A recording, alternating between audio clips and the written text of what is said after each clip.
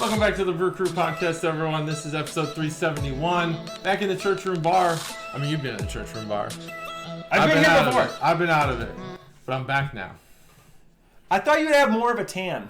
I am pretty tan. It is tan. I'm pretty tan. I spent all day, every day out in the sun, on the beach. What SPF value do you put on?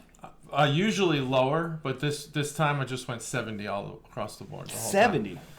I didn't even know they made 70. The sun's hot, man. I know burn the shit out of you. I know 50 and I know 100. I didn't know 70. Oh, yeah, there's a 70 spray.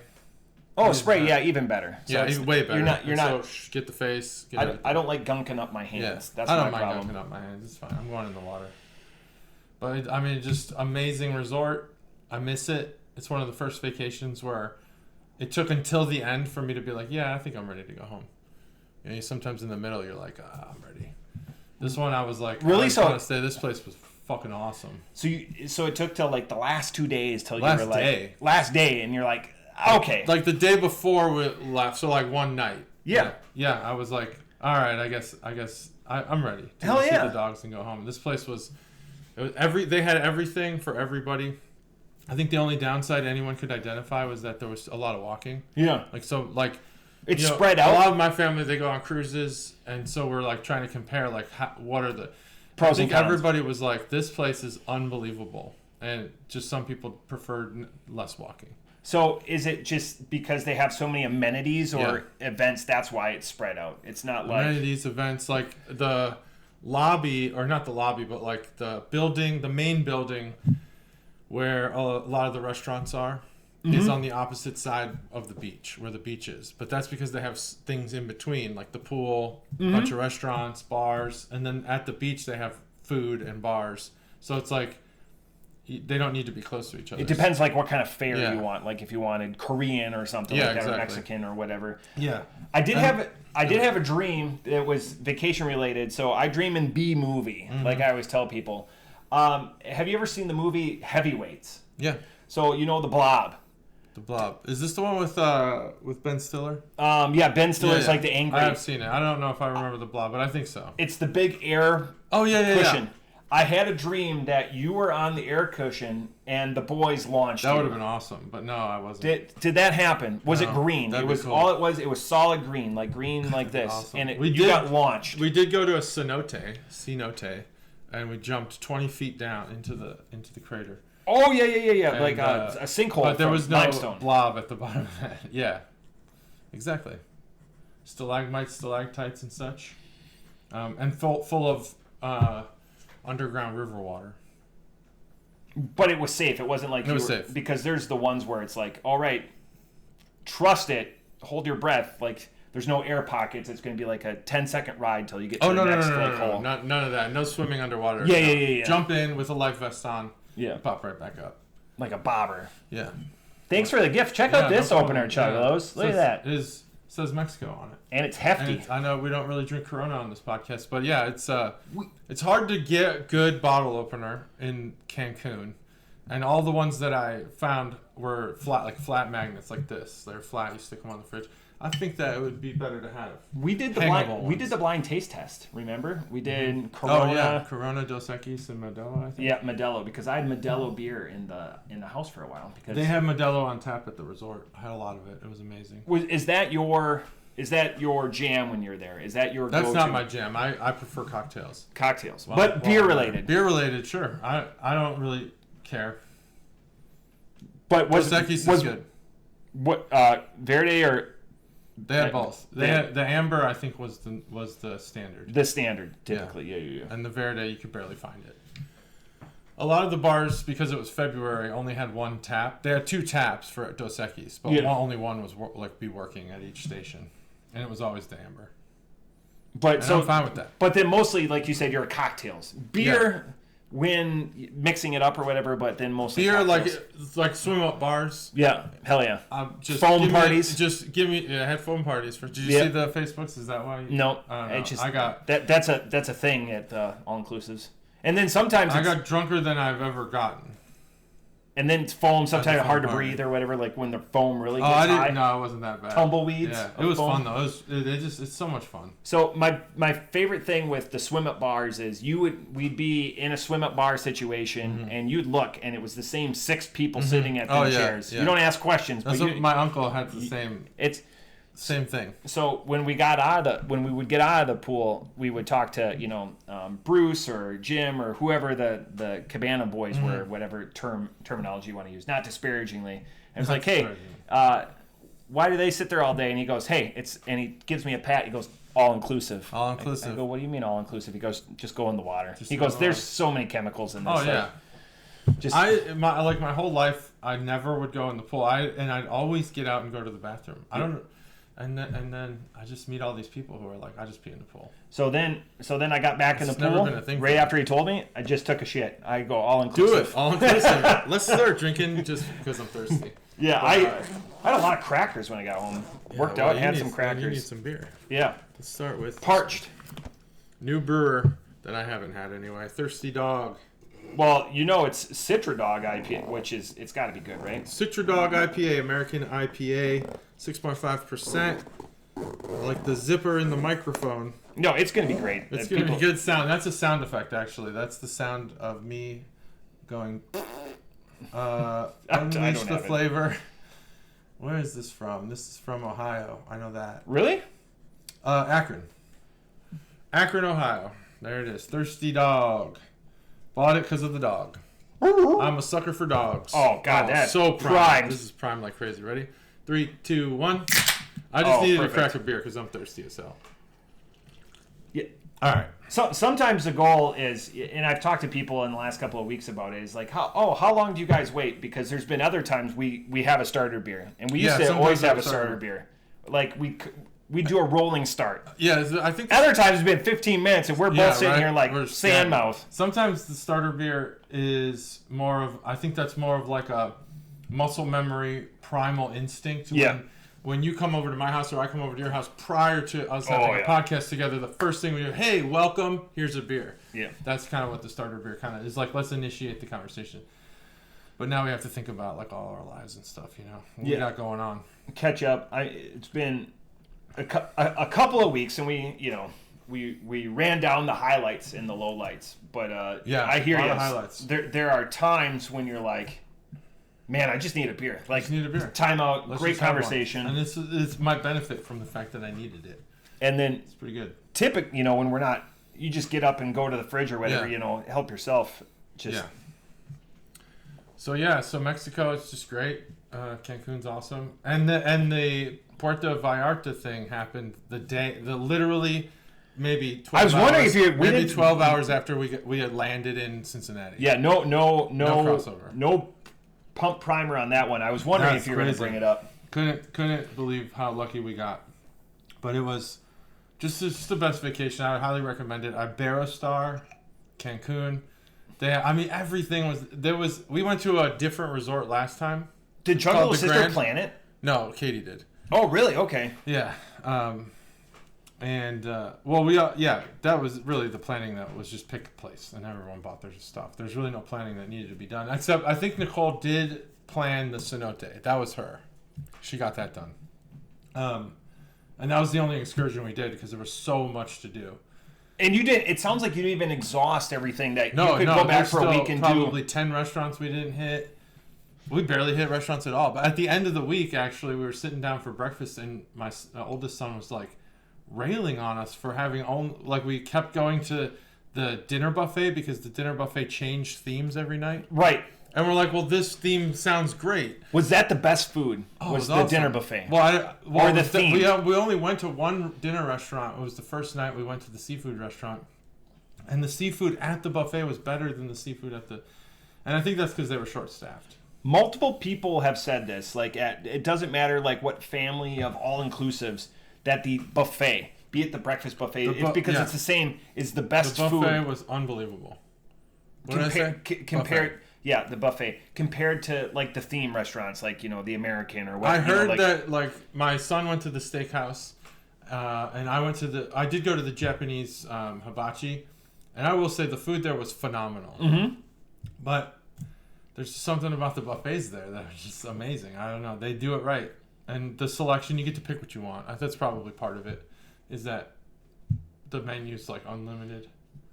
Did you eat on, I don't know the seating arrangement, but when I've been, always wanted to sit out on the patio. So you'd see the breeze or feel the breeze, you can't not see it, and see the waves rather than sitting inside. So you'd sacrifice air conditioning because they don't have doors. They don't really have air conditioning in the restaurants. But at least you're like, oh, that ambiance. But then it was everyone fighting for that ambiance rather than like sitting inside. There's no fighting. There's enough room for everybody. Yeah, not fighting per se, but like everyone wants to be on a rail besides. Oh, I see. Like you mean like on the ship when you can sit up against jockeying. No, at the all inclusives. Yeah. Did you sit outside or inside? No, we sat inside. Yeah. But there are opportunities to sit outside. Like they have 24/7 food at the beach. Not 24/7, but while the beach is open, there's food. And so you could eat your meals there too. And the best food I had while there, they had beach tacos. I've never had tacos like this before in my life. We had them every day. It was awesome. Yeah, it was awesome. Just you awesome know, in between drinks, just a taco or two, just drinking. Now, let's go get some tacos to sustain. Just to sustain. Jump back in the water, get out, get some tacos, more drinks. Yeah. Was it placid where you were? Was it calm or what? Did you get? It was calm until. That's a good question. It was calm until maybe Thursday. Then the waves started getting kind of nuts. Mm-hmm. Yeah. Any kelp or seaweed? Sometimes there's those places where this resort, unlike the last one we stayed at, cleaned it up every morning. Oh wow! Tractor come by. What they'd do is they would rake. They'd have all these guys go with rakes on both sides and rake it to like a line, and then a tractor would come by and just pick it all up. Smart. Yeah, really awesome. And it made the beach like really just enjoyable. So 10 out of 10. Go back to this one. 10 out of 10. Not the other one. I've already looked at this resort in other countries. Yeah, don't go back to the other one. There were things this one did that the other one either did poorly or didn't do at all. Yeah. Would you go back to Mexico, or there's so many different countries to see, or different parts of the sea, or Caribbean Gulf or whatever. So it'll probably be another country next time. If I was the motivating factor, like my preferences, yeah, we would probably just go back to Iberostar Cancun. I loved it. There's nothing wrong with going back again, but I think because there's so much more to do. There's so much more to do, and even like we didn't even go snorkeling, which was like the one thing we said we were going to do. So there's still even more excursions we could do. Wow. But I think we went this time for my oldest son's graduation. It was kind of like his graduation gift, and he brought a friend. So the next time we go all inclusive, it'll probably be for my younger son, and he'll probably want to go like somewhere in the Indian Ocean because he wants to be a marine biologist. And the fish and the coral and everything, they're just better in the Indian Ocean for snorkeling and stuff. We'll talk offline. I've got some Indian Ocean trivia, but that'd be great. Related to what I do for a living. So, okay. Love to like hear it. The Maldives are. The Maldives is where I'm looking. Yeah. My goodness. But the only thing I've found so far that seems reasonable is Club Med, and I'm just not sure if there's enough to do there. I could say this. So the major airport in that area of the world, French Reunion, is actually called Roland Garros, and we've had missions there before. So like I've done a little bit of research all in the last 3 or 4 weeks. Just no way. Learning more about that area of the world, just because it's like, man, it's out in the middle of the night. It's not like another place. It's not like Diego Garcia, rather that austere. It's closer. It's closer to Madagascar. Yeah. But it's interesting because that's where like Western Europe, that's like their Caribbean. Yeah. So it's not austere. Right. It's just a different place on the globe. Yeah. Yeah. Same thing with like the Seychelles. It's like your rich people place, but. Yeah, the Maldives. Yeah, I've been looking there. There's also some stuff in Thailand. Wherever we go that has good snorkeling, I think is where we'll go. Snorkeling is the for my son, but for me, I go back to Mexico. Everyone has said that Bonaire has great snorkeling. It's like it's the ABC Islands. You say Aruba, Bonaire, Curacao, but you always hear about Curacao or Aruba. No one ever talks about Bonaire, but they're like, oh, it's world class. I'm sure it's great. Or I hear, the Australian island chains. Island. I don't know if they're called chains, but the area around Australia is supposed to be like the Great Barrier Reef. Yeah, the Great Barrier Reef. Yeah. Yeah. So anyway, we'll figure it out. But yeah, I'd go back. Get to it before. I highly recommend it. I highly recommend it. Hell yeah. Yeah, it's in collapse, right? Yeah. So now there's a lot of artificial reefs being built. Mm-hmm. A lot of them, ironically, with tires. You know, they set that as the base, and then they with tires. Yeah. Oh. And then they reclaim it, and then they start the organisms. And your son would know, you know, as a aspiring marine biologist, but they're dumping with purpose these items. So the Navy does that. Yeah. The Navy will sink their ships for natural reefs. Scuttle, right? I don't think that's scuttle. Maybe it is. Scuttle their ships. Or a scuttle when they actually, like, the ship breaking that happens in India where they just run them aground and they break them down bolt by bolt. I think maybe. Scuttle is... Well, scuttlebutt is the water cooler. That's the water fountains. Scuttle, yeah, could be. Could be it. Could be when you take apart a ship. But yeah, I would recommend it. If you guys want a vacation where you're just relaxing, chilling, doing nothing, going to foam parties, enjoying a swim up bar P zone, or, you know, swimming in the Gulf. Scuttling is the deliberate act of sinking a vessel by allowing water into the hull. That's how you sink, often used in emergencies to prevent capture by enemies or clearing shipping lanes. It's crazy to sink. It's really hard to sink a ship these days. Oh, yeah, because of all the compartments, right? Yeah, because there's so many compartments. Like the Titanic had 7 watertight compartments, or 11, somewhere in between. Yeah. The ship I was on had like 1,000. But you would open all the hatches. Yeah. Before you hit it with a torpedo. But yeah, like 1,000 watertight compartments. Almost every door was watertight. Oh, I see. Yeah. Okay, yeah. We don't leave them. We don't close every hatch. Yeah. But if you were in when they say, like, you know, battle stations, you close all the hatches, the watertight hatches, because if you get hit, you don't want that to get through. There was ships that they've opened all the hatches on to purposely sink, and they had to hit it like 3 times. Oh my god! Because it just wouldn't sink. Incredible. Yeah. So modern engineering, it's amazing. Insane. Yeah. All right. Thirsty Dog. Man, we've talked about this before. There are just one note IPAs out there. Yeah. This is an absolute one. There's nothing more in this beer than Citra hop. Like, nope. I don't believe it. But it's not on the can. It's not promising all of these accoutrement flavors, adjuncts, or whatever. Right. And this does a good job on delivering a refreshing IPA, an American IPA too. So it doesn't, it stays in the middle of the country, and it's not. Sorry, Stacy. Overtly hazy or complicated, and that's nice from time to time. Yeah, it's I agree refreshing. with that. The worst thing about this beer, 12-ounce can versus 16. It'd be nice to have that 4 extra ounces. Ooh, they have so I'm on their website. And a 6.5. All of this in the 6.5. They have the brewery, which is in Akron. It looks like it's just down the street from their tap house. And then they have a sour house. That's cool. I'll have to check that out. Akron.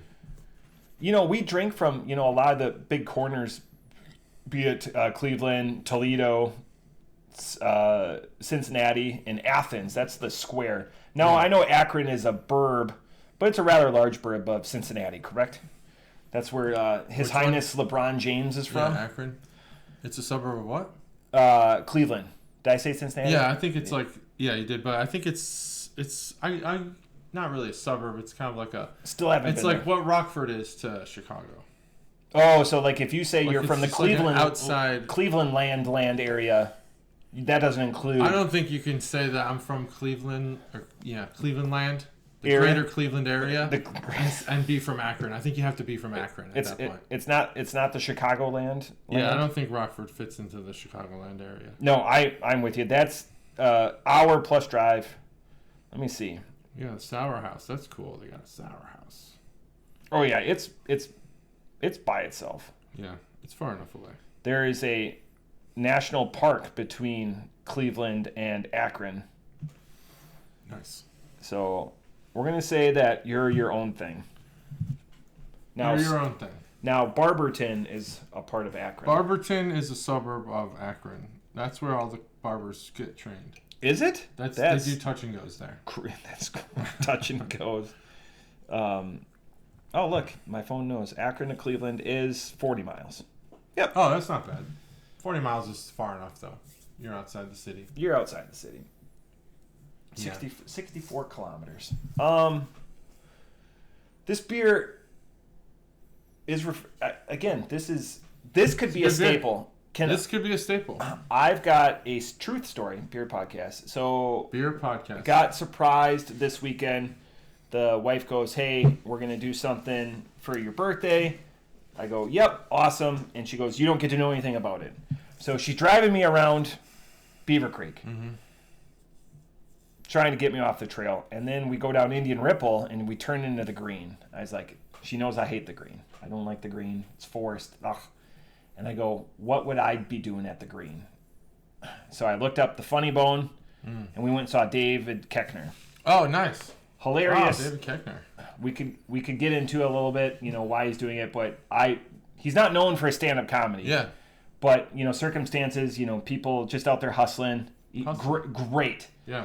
So they pack you in at sardines or whatever. I ended up ordering 2 truths. It took 45 minutes for 2 truths, 12-ounce can, to be delivered to a table. And the waitress, when she gets back to the table, goes, "Sorry, the bar is backed up."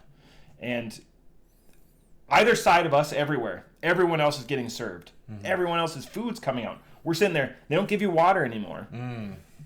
That's parched. I was like this. I was like, get some fucking water. I'd like to crack into this. 45 minutes. Bad review. So then they came back with food. Awesome. And then she goes, "Hey, I notice your drinks are empty because I drink both truths because I'm a man and I'm thirsty. I'm back in my dehydrate." And she goes, "Can I get you another? I notice you're empty." And I go, "I fear I wouldn't get it before the end of the show." Mm-hmm. And she was not happy with that and stormed off. Wow, tough shit. Tips included, though, so we couldn't. I mean, I feel like I want to support these comedy clubs because we watch Kill Tony and we know that people are out there grinding, being waitresses, being door people, whatever. Yeah.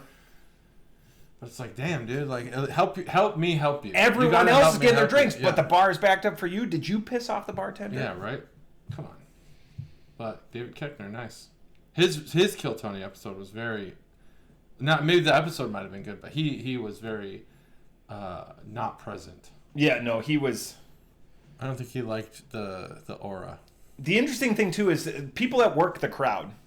That's a skill. That's not something you just wake up and you're gonna I'm gonna interact with that individual. And a third of his act was interacting with 2 individuals. That was awesome because they were the best thin guy that you could have in the crowd. Oh, he was working the crowd. I didn't realize they played into it because it's like, okay, how daft can these people be? Right. Very. And maybe they got more alcohol than I got served to my table, and that would help. Yeah, probably. Or they pre-gamed. But his opener was good, and it was just 2 comedians. Nice. I hadn't been there since we went with our friend that we were talking about earlier. His buddy opened. At a show, and I went there. So I had tickets to go there. At least a decade. I had tickets to go there in 2020 to see Bert Kreischer. No, not Bert. The other guy. What the fuck's his name? I hate this guy, Tom Segura. Oh, okay. He's the least funny person I've ever seen. He literally doesn't even tell jokes, and I don't mind putting that on record. Is Tom he just Segura a storyteller? Is the worst comedian, and he's so arrogant, personally arrogant. That he does not deserve to be as rich and famous as he is. He is so unfunny. And if you disagree with me, I apologize for how wrong you are. He's not funny. I apologize on your behalf. On your behalf. I think he's got 3 or 4 podcasts. I think he's got The Fighter and the Kid. There's a lot that's been written about how much he phones in his podcasts. Yeah. Including the one he had with Bert Kreischer, who's also moderately funny. Is that 2 bears in a cave or something like that? That was that and one? That podcast, they basically... there's I guess a part of their podcast where they went on hiatus or went on summer vacation or something and let guest hosts host it, and it was like the best it had ever been. But it was like unfamous Shane Gillis and Stavros Halkis or something like that. It was like some pairing that you'd be like, holy shit, that'd be the best podcast ever. Do you watch Tires? I do. I've seen clips of that. That's high up on my list of shows I need to watch. Show. Yeah, it's very funny. It's very bantery. It's just guys hanging out, bantering with each other. That was something also to, like, speaking... David Koechner knows he's famous for Anchorman, and he's famous as Todd Packer. Yeah. Like, his closing reportage at the end is just hitting highlights from those characters. Oh, that's good. And he's not, like, the mainstay of either one of those, but he knows to play the hits. He's got, And it's like, he's not going deep cuts. So 85% of his materials all, like, just random stuff. 15% of that is crowd work, and then that final 15, that final... volley, that broadside is just the end, hitting all of that. What do they call it in fireworks? The grand finale. And it was just amazing. Hit after hit. That's good. This went down really. Yeah, quick. Mine's gone. I don't like when actors are on Kill Tony most of the time because they have publicists and they're really worried about how they'll come off, how they'll be perceived, how the clips will get cut. Did you watch last week's episode? No, not yet. I haven't watched an episode in about 3 or 4, maybe even 5 days. My goodness. Is it good? Awkward guest of the year. Okay. Most awkward guest of all time. Oh wow! Even more so than Ric Flair. No, not comedian. 1 minute. Most awkward. Right. That's like a hard thing to. Get to. Most awkward. There's been some awkward ass people. There and it's Jeremy and Matt Rife are the guests, but man, do they just play into this individual guy? It's a guy, but like holy, wow. I'm gonna make this statement. Yeah. This is a Kill Tony statement. People probably don't care. I like Adam. What's his name? He does Adam Ray. Adam Ray as Adam Ray more than any of his characters, personally. I like him more as himself. Adam Ray is working. I would pay a lot of money to go see him. I discovered him, or I first found him on Adam Carolla when it was him, and they used to do a podcast. Him and Brad Williams. Oh, okay. And Brad Williams is a small person. I didn't know. I don't know who that is. Plays in a lot of material, but and he's a huge wrestling fan. But Adam Ray, all of his Seattle stuff, growing up with a stepdad, and it's very relatable. But the characters, the Dr. Phil, Joe Biden, who's the Call Me for a Titty Fuck, what's her name, and Jeremy, and the other one, they've got to pay the bills. Like, people just go, and it's interesting how people just know him for his characters, not his main comedy. Right. Like, I like him better as himself on Kill Tony as a guest. I don't know. I think he's on more. Whereas with especially Joe Biden, he's thinking too much. Like, how do I do this? How am I going to work this in? Whereas as Adam Ray, it's just natural. He just gets them. He roasts them. He's good at it. Okay, so the one time that was his Tony Hinchcliffe, when he did Tony Hinchcliffe. Oh, I don't know if I saw that one. Oh my, that's I haven't seen that one. I know for a fact because I had it bookmarked and I still haven't watched it. That's the episode of the year. Okay.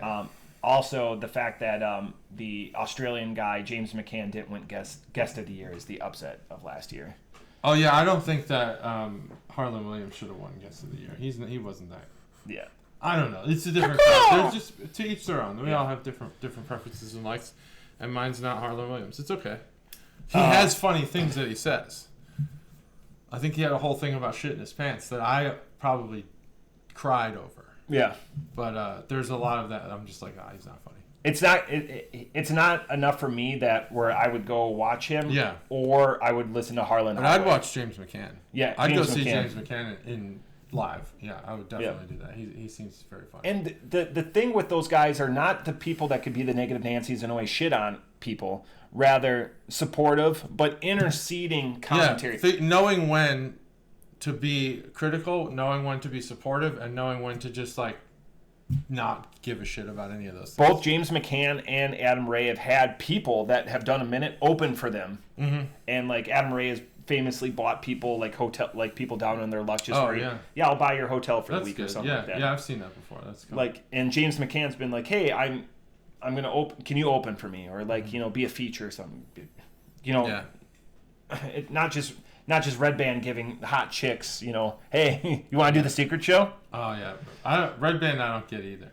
I'm sure I need to watch his like comedy. I just don't understand how he got where he's at. Joe Rogan. He was Jamie before Jamie. Oh, he was Jamie before Jamie. I didn't know that. Okay. He's the one that old episodes. Yeah, he started a lot of that. He's really comedy. bad at that job. Like, but I think he's comically bad. So if he's doing it on purpose, kudos to him. Yeah, that's really good. His timing bad, but I don't think it's on purpose. Yeah, I don't really understand the whole thing, but it's fine. So I think about this. Kill Tony's 11-ish years. So they're episode 750 or 760. So we're just under half of that. We're, they've got a few years on us, but look at, the amount of success. We're right there with them. We're right there. We're getting there. I think it's just a matter of time. Somebody who likes beer and a lot of irrelevant beer pot. Look at that. Sound effects, everything. We've got it all. They're gonna find us at some point. We're gonna go viral. Stev he could be Heidi. Yeah. From Tool Time? No, from that. Well, I guess I never really actually until just now put it together that the girl who comes in and just does one thing is Heidi in both Tool Time and Kill Tony. Yeah. Never thought about that. That's a stratification of callbacks there. Plus, like Heidi on Kill Tony knows like 7 languages and stuff. All right. This beer, I'm going to give my thoughts. JT is going to give his thoughts, and then I am going to give my thoughts. Those are our that's our format. So this beer, I think my thoughts will be similar to yours.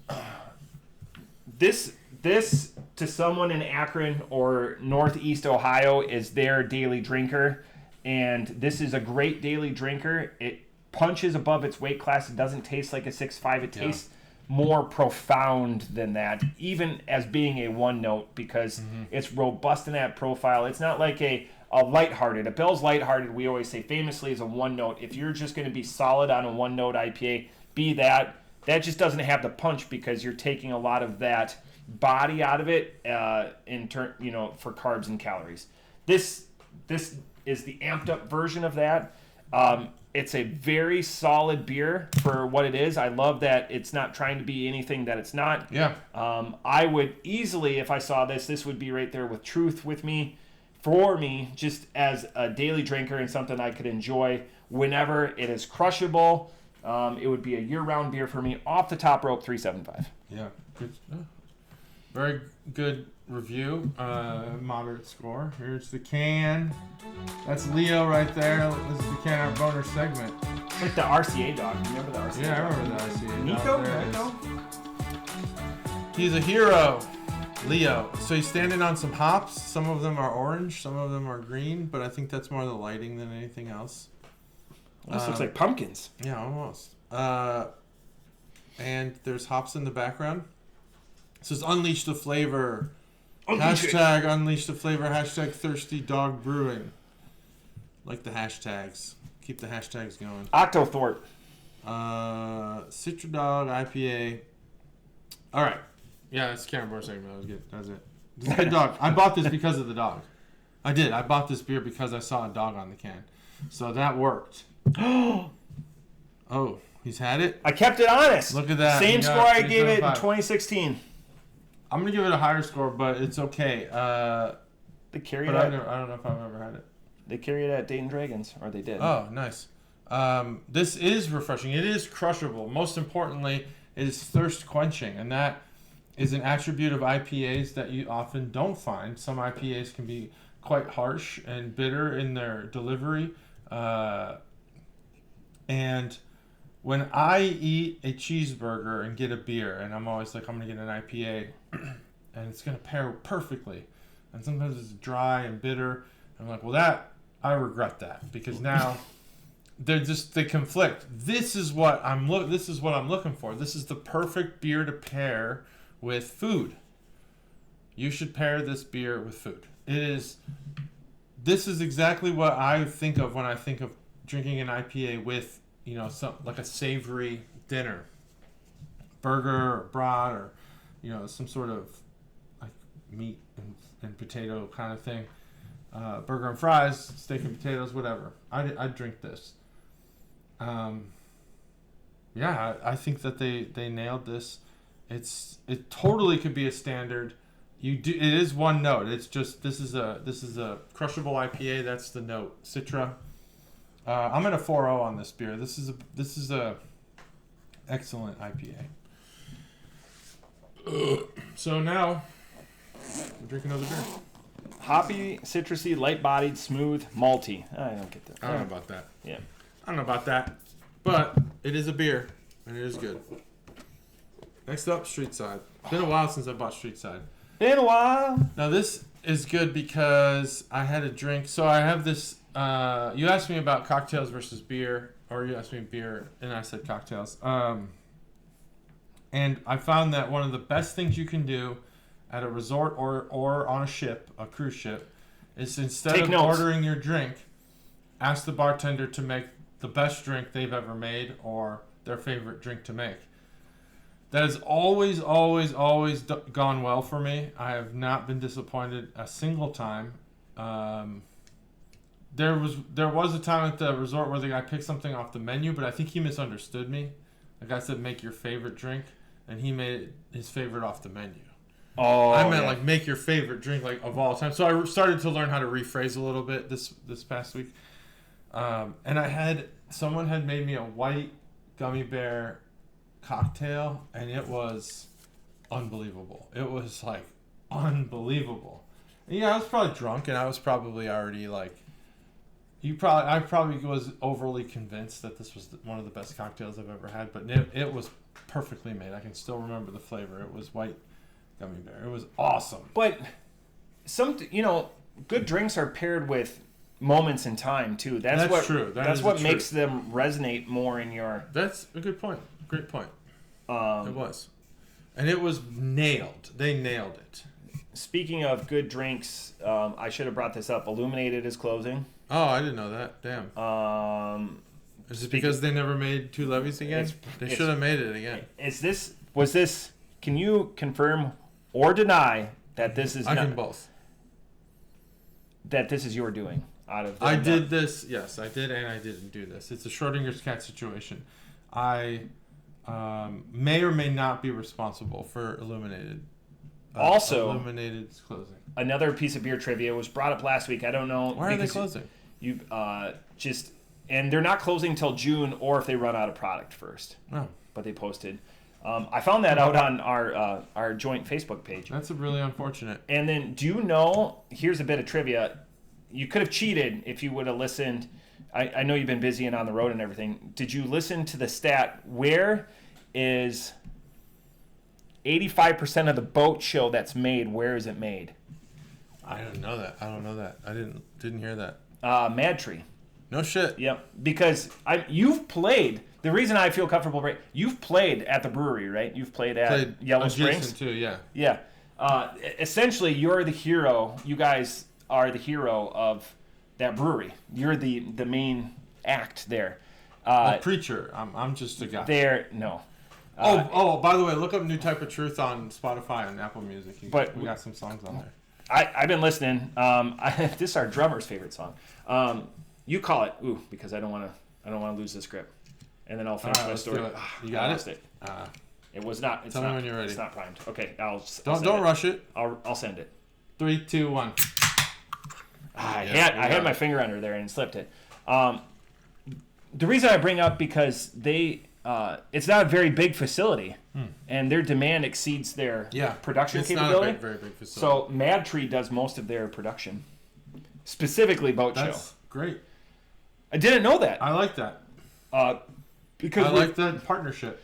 We were talking about Cincinnati Brewers, and Mad Tree is in Better Matt's top 3. A lot of it he gives it because they gypsy or contract brew for a lot of these smaller areas in here. The beer community is unlike any other business community in that they're so connected and they're so collaborative. I almost wonder if it is to the detriment of some of these breweries. For example, Illuminated. Yeah. So Yellow Springs has a lot of their boat show made by Mad Tree because the production lines are bigger. Their capacity is far bigger, yes. Yeah, but they're it's like, well, let's balance the pros and cons of growing as an individual business, where most, like in the tech industry or any other industry, you have to grow, you have to scale, but they don't. They can just farm it out. And there's a CBA that goes into that. Of where course. It's like, hey, it still makes sense for us to pay for production capacity at somebody else's line rather than to outbuild our facility. Yeah. Build out. And that makes sense, but it's like out. You wonder the competitive nature of being a separate business entity from another one. It almost seems like it's almost like mellow or smoothed out in the beer industry because you have friends and you're looking out for each other, so you don't necessarily go full bore crush. But then you have, I'm sure Goose Island's like, let's crush everybody in our purview, and maybe it's working. Maybe they don't. Maybe they're really nice guys. I don't know anything about Goose Island. All I know is that their beer is wildly inferior to almost every other brewery in Chicago. And then it sucks that Illuminated's closing. And I'm just using that as an example to say it's interesting how close all these brewers are. Even the distributors, even the bottle shops like Barrel House. Yeah, that got brought up because, distribution in Ohio is a goofy thing with all the four families and everything like that. But they've been able to call over to other bars. It's like when they bought up all the Rogue in the area because they wanted to be the last seller of Rogue or whatever. It was, sure, take it. You move the product because we're not moving it. Yeah. So let's not let this product rot or, lose its freshness or it's born on, you go move it. Yeah. Like if it's a demand or whatever, because I would like to hope that with the beer drinking and everything going down as, generations and time go on, that everyone knows, hey, we need to band together. It's not just one place that everyone goes to. It's multiple places. Yeah. So, a high tide raises all ships. Go back to ships. I think the people are starting to value, once again, the experience. When going out, I don't know, I can't really speak to the history of America and going out. But I know that when, it became easier to make, it became easier to go and get food for one meal. It wasn't really it wasn't like an atmosphere thing. You just go eat and you leave. But then it's like bars and all this other stuff. I don't really know how it all goes down, but the idea is that eventually businesses just got so used to just pumping out garbage and collecting money that they just failed to deliver an experience. And you started to see the places that did deliver experience start to close down. Places like Rainforest Cafe, which I'll admit is stupid, but it was an experience nonetheless. The food was overshadowed by the experience. I think that the breweries that don't offer an experience are going to hurt. So, especially with the less drinking. Would you feel confident that we could say, because this is something I harp on, can we interchange experience for gimmick? Have something and do it well. No, I don't think so. It's got to be an experience. Okay. Because I have no knowledge of Branch and Bone's underlying business, but I fear that if I don't evangelize that place, that not me personally, but people need to be evangelists of Branch and Bone. They offer beer. They're great at beer. Mm-hmm. But no one, it's never on, other than me, it's never on anyone's list, to go to first. I asked Preacher, hey, he always wants to go to Little Fish. Why? They have food. They have good atmosphere. And I don't know, something familiar about it. They never changed their beer. I went there 6 months apart, and they had the same menu. And I'm like, I don't want to go here again. The third time? No, I'm good. Let's go to Branch and Bone. And it wasn't his first suggestion. But if he really wanted beer, it would be his first suggestion. He wants an experience. And I fear for Branch and Bone. I wish that maybe they're not hurting at all. Maybe they're the most successful brewery in the world in Dayton. Who knows? But as people drink less, I think you need to have the experience to match. Interesting. I think it's why Warped Wing has the smokehouse. Better Matt put Branch and Bone as his number 2 brewery in all of Ohio. That's high claim for Better Matt. Which is crazy. And then I challenged him because he does some side hustles for a segue. He DJs at Streetside, and he had trouble. This is where Mad Tree came up. He had trouble putting Streetside in his top 3 just for Cincinnati. Yeah, I wouldn't either. Oh, just for Cincinnati. Just for Cincinnati. Okay. Where, like, for me, they're on a rocket ship with that beer that I gave you. Well, this one now is even really good. I'm starting to sway a little bit. I've had some bad beers. They're getting there. Because they have their 10-year anniversary this year. 2016 is when they started. Wow. It's crazy. Like, good year. And my thing with Streetside, my thing with Cincinnati, I struggle, and they make great beer, and we talk about it all the time. I struggle putting. I can't get. There's no room in my top 3 for Third Eye, and it feels like a big omission just because of some of their big product lines that they put out. They offer a good experience. Their facility's pretty nice. Did you know Taft closed too? We discovered that too. Taft closed. I didn't. Gabblebanger was their big one. Taft closed. Wow. Other people brought up the recipes, but there's a couple of Cincinnati people that listen anytime. I'll be like, hey, I talked about Cincinnati. Shout to Jake, and he's like, oh, I'm gonna listen. And he's like, yeah, Taft. 3 of their recipes got bought up by this neighborhood or whatever. Like, all right. But that was a fun, being that courthouse facade or whatever. That was a neat place. Cheeseburger. What are your 3? We've talked about this pizza. What are your 3 ingredients cheeseburger? Cheese is already gone. It's already on the. So burger. Cheese isn't the. I'm not a artisan burger eater. No. What satiates you? Like what, put as like a topping or yeah 3. Oh. I will say onions, tomatoes, and mustard are the 3 things that I would put on any, like a regular cheeseburger. Nothing fancy. There's not like shit in the meat and stuff. Yeah. Onions, tomatoes, mustard. And I really want the fries to compliment. Don't ask me if I want chips. Here's your answer. No, I don't fucking want chips. When did that start, by the way? Get the fucking chips out of my face. I want fries with my burger. I don't want to blame the Brits because fries are chips. Yeah. But no, you don't blame the Brits. Who are we blaming? We got to blame somebody. But it's got to be, we talk about beer and everything like that, talk about the big guys. I know they use lesser quality ingredients for a bigger profit margin.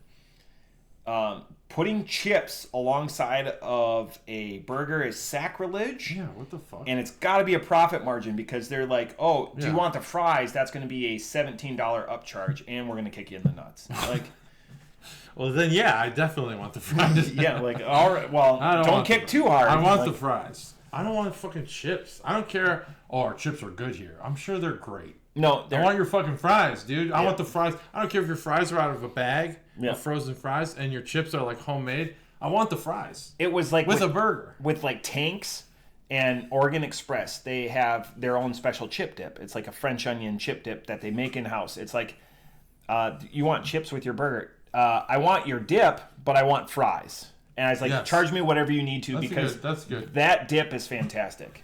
Yeah, I don't know. So now R.I.P. Tanks made me think about pickles, and I think that's another high tier burger topping. Pickles are up there. I don't know what I'd replace. 5 jars. I like of my the pickles. 3 I've already said. 5 jars of pickles. There's a very gastronomic thing going on with those toppings and the meat and the bun, but the pickles also. So 4. I'll do 4. What are your 3? Your burger opinion is higher than mine because it's very rarely that I crave burgers. There's so many other foods, and burgers are just like, for my wife, burgers always. Oh, really? Yep. And I'm just like, because I've fallen out of favor, and a lot of people, my exquisite company included, think that I'm like carbless. Like burger buns aren't an experience for me, so I'll just like cut it up like. But if it's a good burger, lately. Yeah, it's an easy because it does nothing besides being a vessel. No, it does. It adds to it. Some of the time, but there's some of the time a good bun. Yeah, a good bun, Not a but shitty like bun. it's very rare that you get a good bun, like a pretzel bun and stuff like that, brioche or something like that. Yes, I understand, but there's even tiers with that. But so like Hawaiian cheese, bread. Why would you eat anything else? Cheeseburger. Fuck pretzel buns. Onions always on every food.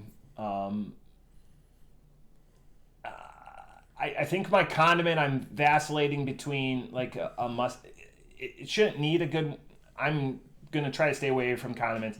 No, the condiments aren't just a children's thing. Sometimes it moisturizes the food. I like, but it's like a juicy burger, like a well cooked burger. Yeah, true. You're right. So, onion, pickle. Pickle for sure. A good pickle. If you're getting 4, I'm taking 4. Take 4. Onion, pickle, bacon, jalapeno. Bacon. I do like jalapeno on a burger, and the only compliment I'll ever give to Five Guys is that they put fresh jalapenos on their burgers, and they're fucking awesome. If I don't get cheese, but bacon, I'm neither here nor there. Because sometimes cheese or whatever, if they just have American or something like that, I'm putting a fried egg on that burger instead. Yeah, fried egg on fried egg is mine, and that's when the bun really becomes important. And the yolk has got to don't give me That's when the bun gets important. A fried. Over easy egg. First time I ever had that was I don't know how this happened, but on ships we get AFN, and UFC and AFN had a deal. I don't know if they still do. They probably do. But we had one of the cooks. Somehow we got him into the Intel shop to watch the UFC fight. Yeah.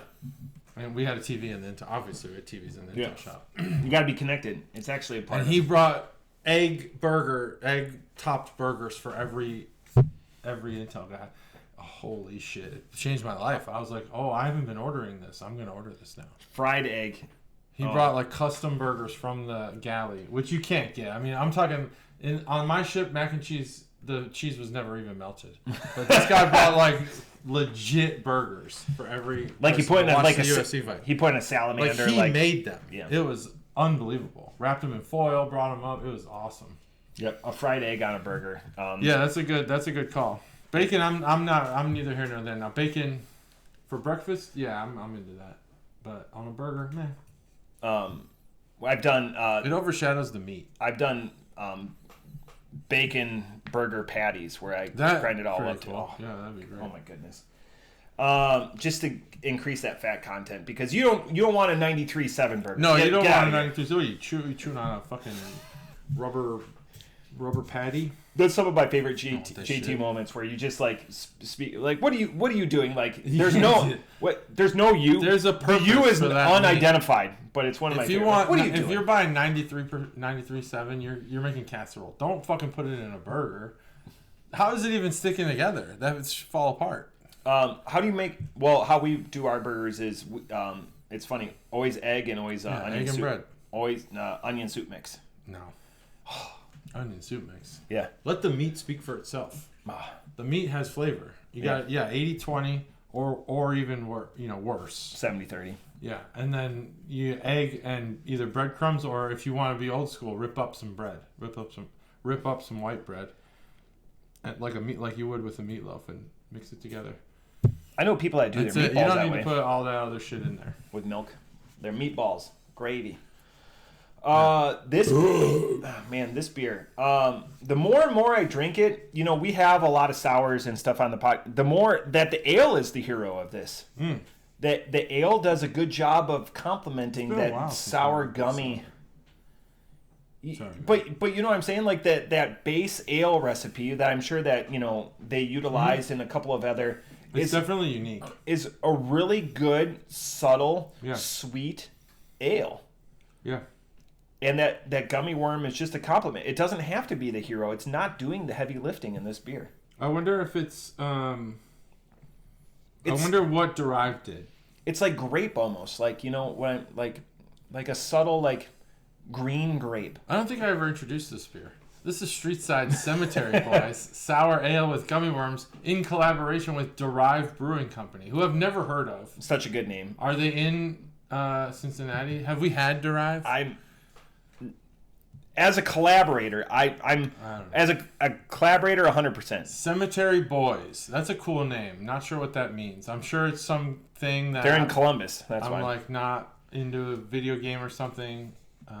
They open soon. Beneath what does that say? Pallid moonlight.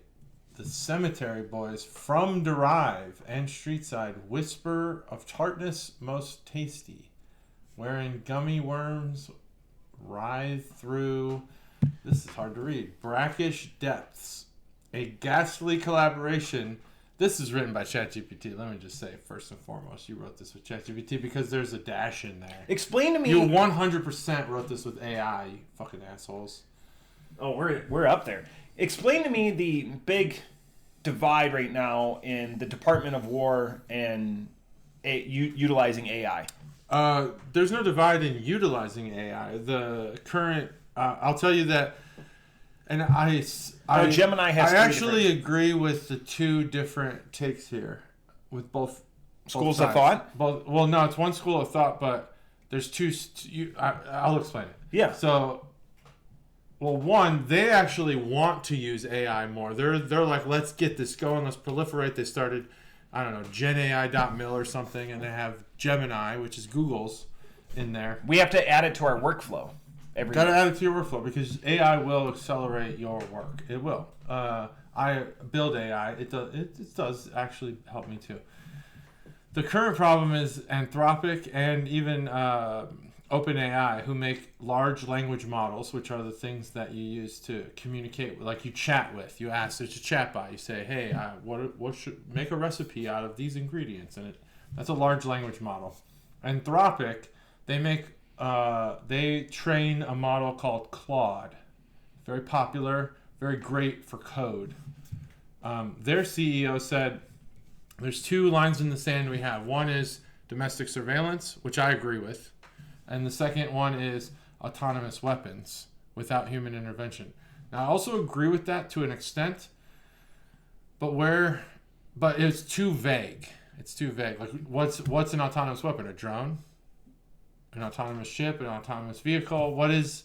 And so what the current administration said is it's a supply chain risk. And technically, regardless of... you got to be pragmatic about things. Yeah. Got to just think logically. Is it a supply chain risk? It very well could be if you have autonomous weapons that you've developed and everyone, like, handshake deals, we contracts, everything's good, this weapon works, we've tested it, we validated it, statistically it makes good decisions, and then the Anthropic's like, well, we disagree with that, we're turning it off. Then what? You're kind of fucked. But we don't want our, war fighters, as we call them, to be in danger. So the idea there, I don't think, is to make these AI companies scared. It's just to make them define what they mean when they say things like when you take a stance and you're a company, you have to like write it down. Yeah.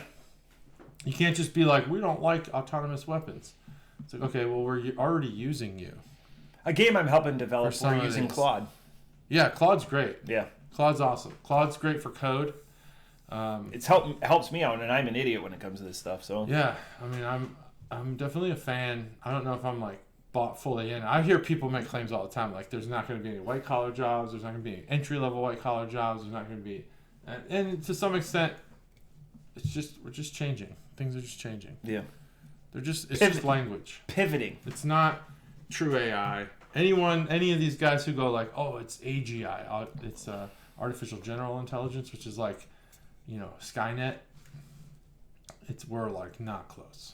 Yeah, we're not close. If you could trick it, well, we're not close. Yeah, there's not self-actualization happening. Right. Like, yeah. People think it is because we can communicate with it. Because it's and just it can talk terminology. back to you and it knows you. It kind of researches you.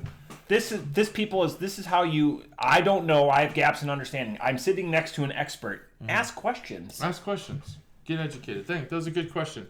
I don't know exactly what AI point you were making or asking about. Yeah. But I think this administration is actually trying to make a big push towards it, which I agree with.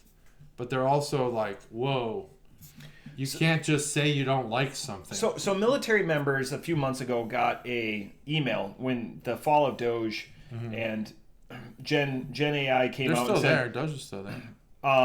The push though to set up your 5 things and eliminate. Oh yeah, that thing. Yeah. So that went away, but then it was replaced by like overtures and like whole Department of Defense, Department of War edicts was put Gen AI in your work flow. So as somebody that wears that hat, I'm trying to figure out how. So I've got it integrated into my workflow. So it's drove me to try to figure it out a little bit because it's on every desktop in that environment. And then also empowering those that I lead to also just think about it. Yeah. If you can't incorporate it, think about how it would, or like, if you have overtures, and it's very similar to how I've said, like, if you can speak constructively or have thoughts on why you don't want to use something, what are you going to do alternatively, or why aren't you using it? And if you have compelling arguments, I'm fine. Yeah. We've had the discussion, we've checked the box. But because it's not one of those things like, oh my God, you're hindering yourself, rather you're just doing your job in a different way. Like, and that implementing that into our workflow, if you have an off-ramp or another tool or whatever that you're using, I'm perfectly fine with it. But the fact that you just put forward that thought. If you're good at your job without AI, you'll continue to be good at your job with AI. If you want things like, and it doesn't have to be like, put this into your workflow, like literally, I do this, now I need to make AI do this thing, this task. No, it could be as simple as like, maybe none of your actual job can utilize generative AI, but what you could do is say, I have this long thing that I need to explain to my commander. Make this like consumable for somebody who probably gets 1,000 emails a day. And you just put your whole story in there, write the whole email you would have written, and let it, summarize it into 5 lines or whatever. That's consumable for just like things that you either you're bad at now, or just things that can make it better. It doesn't have to be your actual exact job. My challenge for everyone is always, because everyone has performance reports, and as you know, in the military, OPRs, EPRs. And they've changed over the years, and like where you target, you can put in your parameters. And I consider myself a very verbose individual, and I enjoy writing emails where I've utilized it in both situations, and I'm like 9 times out of 10 it's better when I put it into, and that's always put it into the AI. That's always a charge, when their economy of words, which I have a problem with, the economy of words that I get as and I will have peers, colleagues, or whatever, they'll come back and they'll be like, Matt used it this time, because it changes how I sound. Yeah. So you got to say in my voice. You always have to start with that in my voice, and don't use dashes. Dashes are a giveaway. You know who used a lot of are you saying like hyphen? Yeah. But double hyphen is even before AI or whatever is Nort Dog. Nort Dog was a strong user of. I've even told him. I believe I told him, like, for people who used dashes pre-AI. You agree, right? You will now always be accused of using AI. Yeah. I don't remember, honestly, the dashes. Yeah, because it's funny that you talk about being verbose, because our emails back and forth are like really short. I do that because I feel like I'll send you so many of my work emails, but I do that just to keep it as concise as I can, so I don't trip on things. But I've stolen that from you, Nort Dog. I use hyphens a lot more in like the last 3 years. Yeah, I don't use hyphens. It's a pause without. Now AI uses them a lot. It's a pause. A pause without ellipses. It's a semicolon. I love ellipses. I use ellipses all the time. Ellipses without. So ellipses with character. People don't like them. This beer. But use AI just for efficiencies. I like the faux foil motif. I hope you go into that in the Canner Boner segment. Off the top rope, I gotta score this. This beer is a delight. It's growing on me. The ale is the hero of the day. I want to have more sour ingredients that just aren't gummy worms, peach rings or something like that. With this ale, I feel like, again, it's a hero and it's paired very well. I don't know where Derive collaborated or had thoughts on this beer, but this beer is quite good. Streetside is coming more and more, sorry, Stacey, into my radar. Off the top rope, 4.5. I really enjoyed this one. Yeah. Streetside is just putting out all these fun bangers. Banger after banger, apparently. There you go.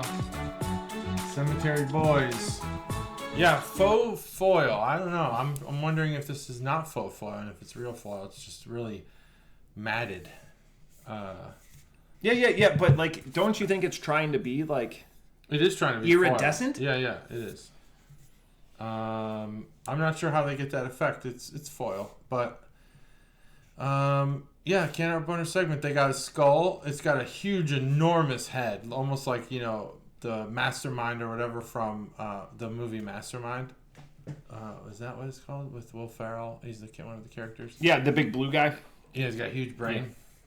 This is a skull. It's really large. It says Cemetery Boys in kind of your, I would call that like 2000s. I would call this font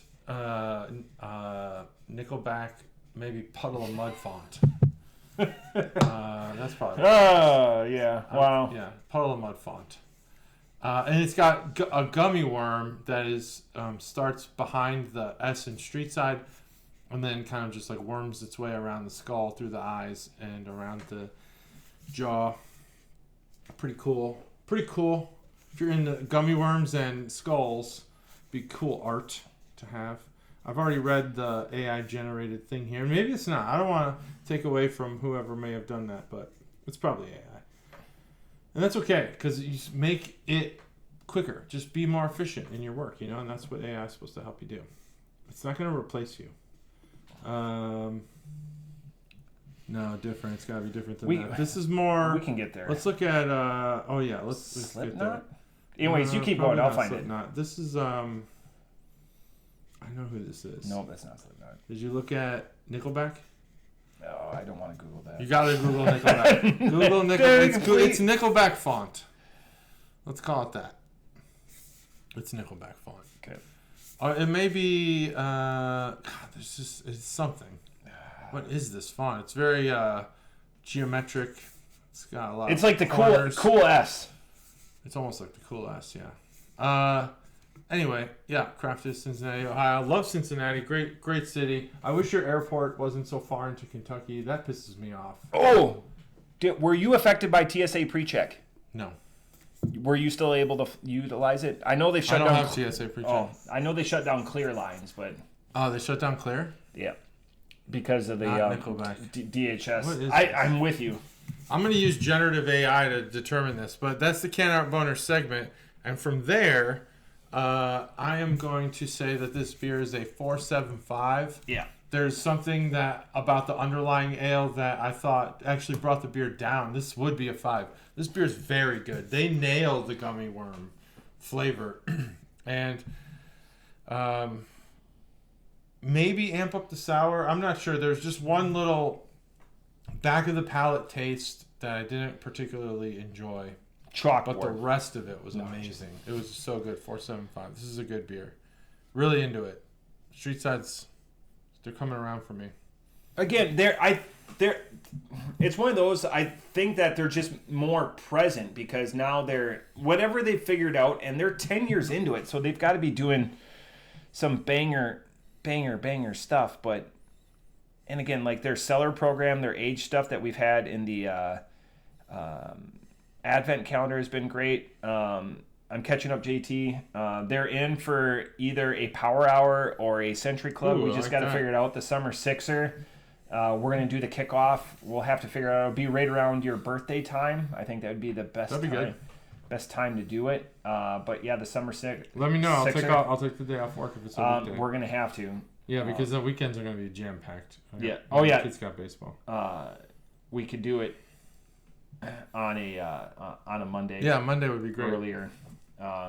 Better Matt has to work, but he could just tame. And we're all gonna and do the a rest of us- sixer. Are we gonna do a? We said for the power hour with the same thing. Pick your own poison. What about a calendar, a summer calendar? Yeah, the summer sixer. Yeah. Okay. Yeah, they're 100% in on it. Nice. That's a tough one for us because I don't know if we have numbers. Rather, that's something maybe that they should have at the front of the house, because a lot of mine go back. So it's easier to transport sixers. There's certain times that I'm going back, like certain off ramps, to take it back to people in Wisconsin. But something we need to think about, timing wise, execution wise. Yeah. And because that June, July timeframe to be opposite of the calendar build. But the calendar build is already coming up. We do have a bet. It's already coming up. It's March. I know, but we say that it sneaks up. Like that's 3 months. Sorry, I kicked your foot there. That's all right. I was about to get a Charlie horse. I think I need to hydrate a little bit. We all need need floor space. Kick forward. Better Matt is confident we're going to be over 24. He goes without a doubt on a sixer. On the calendar. Oh, the calendar. Oh, yeah, we'll be over 24 for sure. That's. Yeah. Well, calling in reserves. Did you figure out the font? It's working. It's working. Work faster. It's doing deep research because it's got to do the computer vision as well. Oh, gotcha. Yeah, this is a double thing. It looks like it's found some matches. Any bands that we've heard of? Yeah, it's getting there. It's still doing research. Oh, it's still doing research. Yeah, I don't have the premium account on this phone, so it's gonna be a little slower. But yeah, I'm excited. I'm excited if we can get a stream figured out. We need to do another live one. We need to figure out the power hour, Century Club, either one, because both of them are interested. We could do it. We could set up. We'd have to take the day off. We'd be early about it. We'd have the barrel house as the backdrop. I did say that Better Matt needs to come up with a playlist for it. So we're gonna have a playlist. Play the Iron Maiden. It's a little more angular. Bold logo has metallic sheen. They have Judas Priest as an option. Judas Priest is at an angle though. Definitely not metal chrome, but it did figure out what fonts it could be. It listed 2 or 3. Metallista is a variant from Adobe fonts. Metal Lord, it's probably that because Adobe's so popular. Yeah. Metal Lord from Font Space, and Heavy Metal Rocking from dafont.com. But here's the 2. Here's what the generative AI said about the fonts. And here's the font. Yeah. Put it down below. Yeah, Don, what do you think? I think it's Iron Maiden with a shadow. If you've made it this far and you're continuing to listen, we're going to go with whatever you put, as long as you put it down there. Generative AI. You could put lamb chops, Playhouse. Here's what I know. If you do manual labor, your job's fine. Your job's good. It can't be automated by a large language model. Can you fly, Bobby? People are way overestimating these models. It's okay. We'll get there. We're getting there. I'm excited for next week. I'm excited for next week too. It's March. It's March 2026. That's it. Bye.